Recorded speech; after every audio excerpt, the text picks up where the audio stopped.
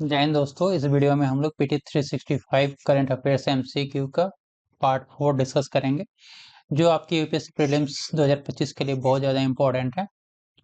चलिए स्टार्ट करते हैं। फर्स्ट यहाँ पे देखते हैं यूएन रेट के बारे में।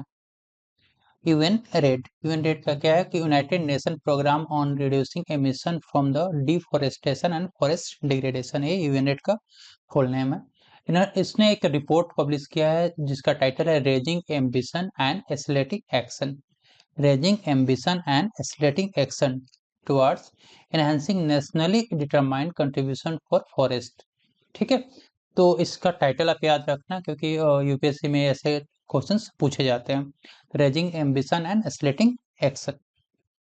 इस रिपोर्ट में एक फाइंडिंग रही है कि जो टॉप 20 कंट्रीज हैं उसमें से सिर्फ जो 8 ही कंट्री हैं उनका क्या होता है, with highest rate of tropical deforestation have quantified targets. उनका जो targets on forest in nationally determined contribution और एनडीसीएस प्लान में जो 11 country 11 of the NCDs content quantified targets relating to के रिलेटेड टारगेट्स का afforestation, reforestation, mitigate climate change, और जो require करता है क्या, डिफॉरेस्टेशन फर्स्ट को रिड्यूस करने का। यूएन रेट के बारे में बात करें तो ये बेसिकली फोकस किस पे, पेरिस एग्रीमेंट पे इसका फोकस होता है। और ये क्या रेट प्लस असिस्टेंस प्रोवाइड करता है। ये लॉन्च कब हुआ था, तो लॉन्च की बात करें तो 2008 में लॉन्च हुआ था। और किसके किसके सहयोग से, तो FAO, food and agriculture organization, UNDP, united nation development programme, और UNEP, united nation environment programme. Partner country total 65 हैं जिसमें इंडिया भी इंक्लूड है। रेड प्लस के बारे में बात करें तो बेसिकली कॉप 19 का जो 2013 में हुआ था, तो उसका वार्सो फ्रेमवर्क का एक आउटपुट है, कॉमनली रेफर किया जाता है। ठीक है, और ये बेसिकली फोकस होता है किस पे, डिफोरेस्टेशन और फॉरेस्ट डिग्रेडेशन पे इसको काफी फोकस किया है, जैसे role of conservation, sustainable management of forest and enhance forest carbon stock. इससे रिलेटेड क्वेश्चन देखते हैं यहाँ पे। फर्स्ट क्वेश्चन है यहाँ पे, united nation programme on reducing emission from deforestation and forest degradation, UN REDD report ने एक टाइटल, किस टाइटल से रिपोर्ट पब्लिश किया है, raising ambition and decentralise action towards the enhance nationally determined contribution for forest has been launched.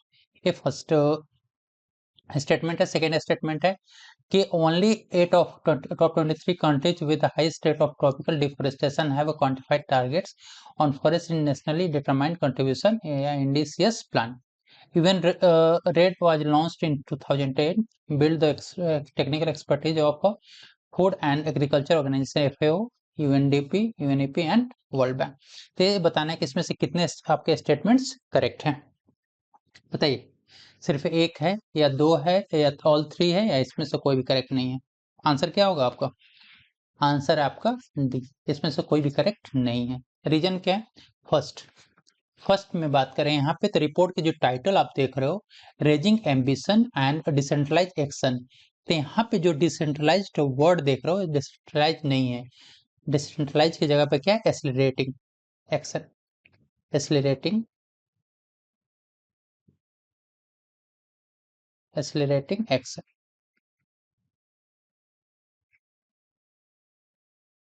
ठीक है, accelerating action यहाँ पे मतलब raising ambition and accelerating action ये वर्ड है।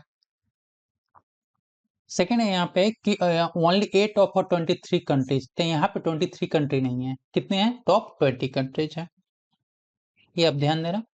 थर्ड स्टेटमेंट यहाँ पे रॉन्ग क्यों है, क्योंकि आप देख रहे हो कि यूएन रेट का जो लॉन्च 2008 में हुआ था तो ऑर्गेनाइजेशन किसके सपोर्ट से, एफएओ हो गया, यूएनडीपी हो गया, यूएनईपी हो गया और वर्ल्ड बैंक दिया हुआ। इसमें वर्ल्ड बैंक का कोई रोल नहीं था, ये 3 ऑर्गेनाइजेशन है। ठीक है, इसलिए थर्ड करेक्ट नहीं है, तो आंसर क्या हो जाएगा, डी। जैसे कि आप देख सकते हो यहाँ पे ये जो रिपोर्ट का जो टाइटल है, raising ambition and accelerating action हो गया। ठीक है, ऑर्गेनाइजेशन यूएनडीपी देख रहे हो, एफपीओ देख रहे हो और यूएनईपी देख रहे हो। ठीक है,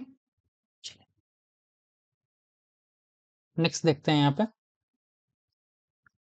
international arrangement on forest, international arrangement on forest IAF, अभी 19th सेशन इसका हुआ है। ठीक है, 19th session of the united nation on forest UNFF under the international arrangement on forest हुआ है। 19th मीटिंग में बेसिकली क्या कहा है कि जो वर्ल्ड है, जो विश्व है, ऑफ ट्रैक हो गया है to achieve a global forest goal. जो उनका 2030 तक का जो गोल था उससे ऑफ ट्रैक हुआ, ऑन ट्रैक नहीं है, मतलब रास्ते पे नहीं जा रहा है, ऑफ ट्रैक हो गया।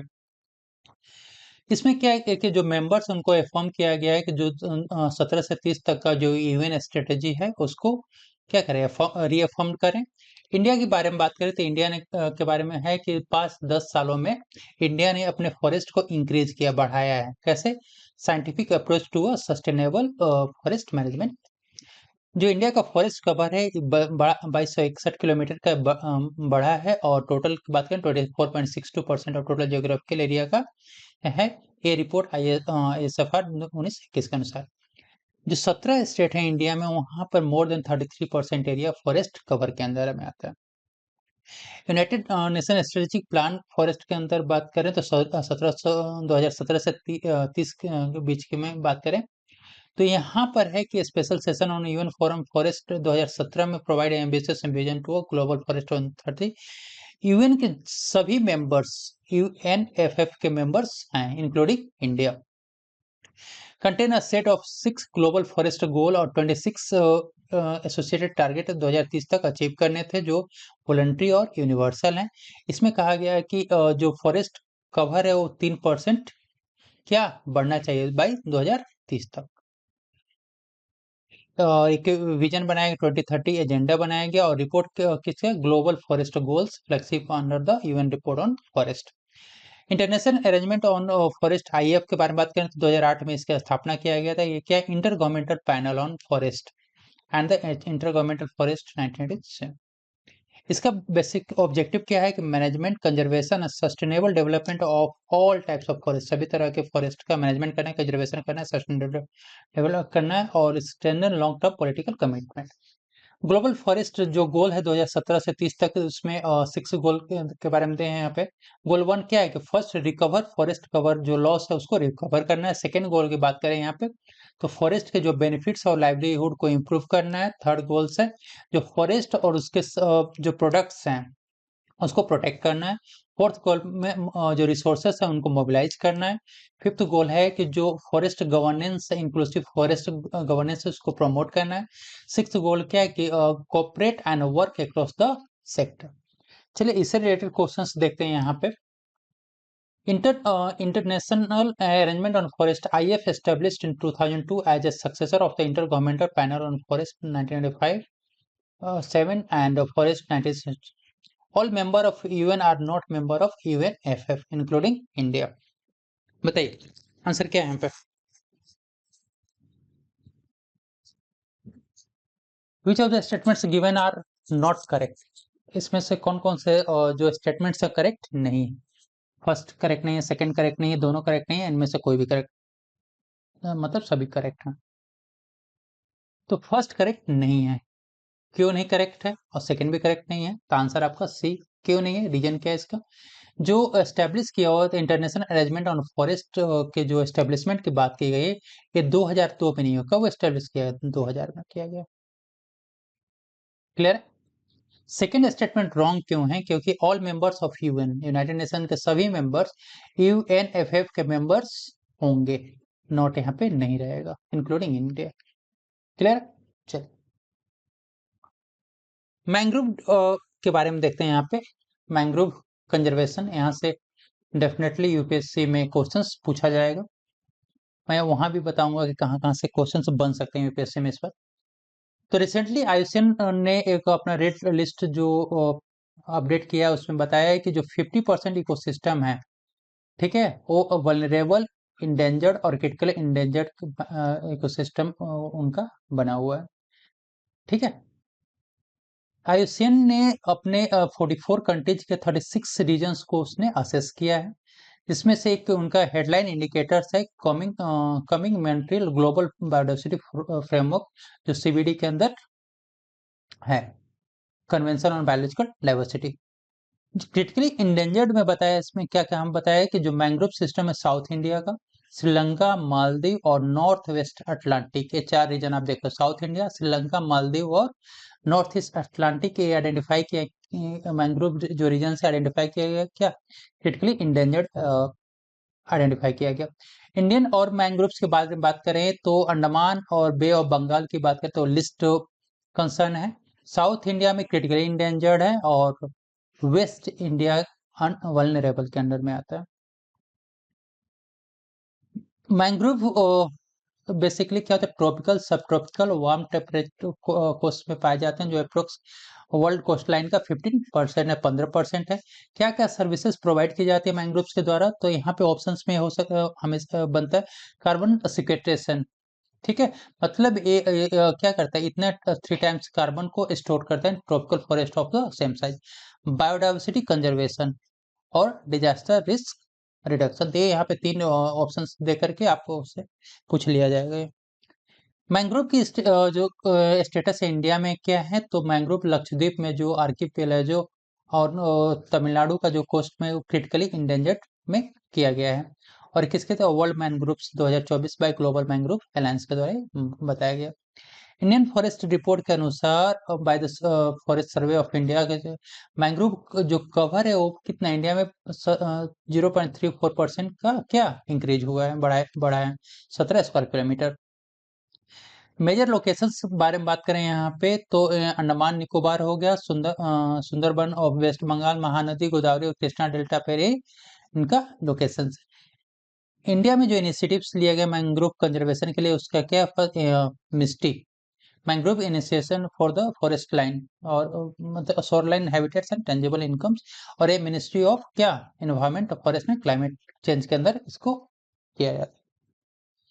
क्वेश्चंस यहाँ पे देखते हैं कि recently IUCN Red List of mangroves ecosystem indicate that 50% of the ecosystem examined were classified as the vulnerable, endangered or critically endangered बताया है। ठीक है, second it is one of the headline indicator of coming Paris Global Biodiversity Framework under the Convention on Biological Diversity। तो एक headline indicator है किसका, Kunming Paris global biodiversity framework का under the convention of biological diversity. आपको बताना कि इसमें से जो स्टेटमेंट्स, 2 स्टेटमेंट्स दिए हैं इसमें से करेक्ट कौन सा है, सही कौन सा है, कि फर्स्ट सही है, सेकंड सही है, दोनों सही है, इनमें से कोई भी सही नहीं है, बताइए। तो यहाँ फर्स्ट स्टेटमेंट करेक्ट है, सेकंड आपका रॉन्ग है। तो आंसर क्या है, ए। रॉन्ग क्यों है यहाँ पे, कि जो आप यहाँ पे देख रहे हो ना कि कमिंग पेरिस ग्लोबल, तो यहाँ पे पेरिस नहीं है, पेरिस की जगह पे क्या हो गया यहाँ पे, Montreal. Montreal Montreal global biodiversity framework है। ठीक है, चल नेक्स्ट क्वेश्चन देखते हैं यहाँ पे। Mangrove ecosystem of South India, mangrove ecosystem of South India as identified as endangered.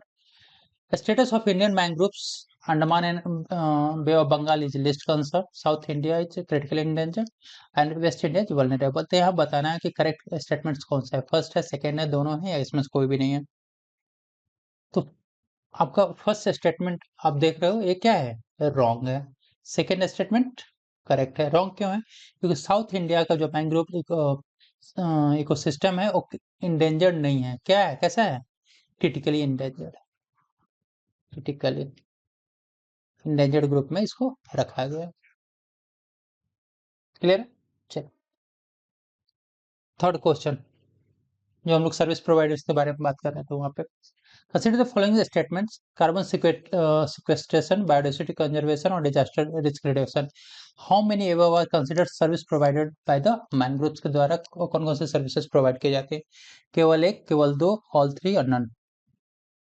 यहाँ पे क्या होगा answer, carbon sequestration, biodiversity conservation और डिजास्टर में, ये तीनों होंगे, all three are correct.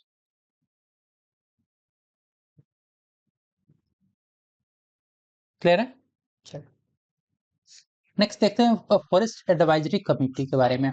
Forest advisory committee के बारे में, तो फॉरेस्ट एडवाइजरी कमेटी क्या होता है, एक स्टैट्यूटरी बॉडी है जो किसके अंडर पे काम करता है, forest under conservation act 1980 the ministry of environment के अंदर है। Approves diversion of forest land for non forest purpose के लिए इसका किया जा सकता है। Access land request validity, evaluate impact minimization plan and potential damage to the local ecology and wildlife habitats. इसका रोल क्या रिकमेंडेटरी इन नेचर होता है जो diversion of forest land for the purpose of non forestry use is concern.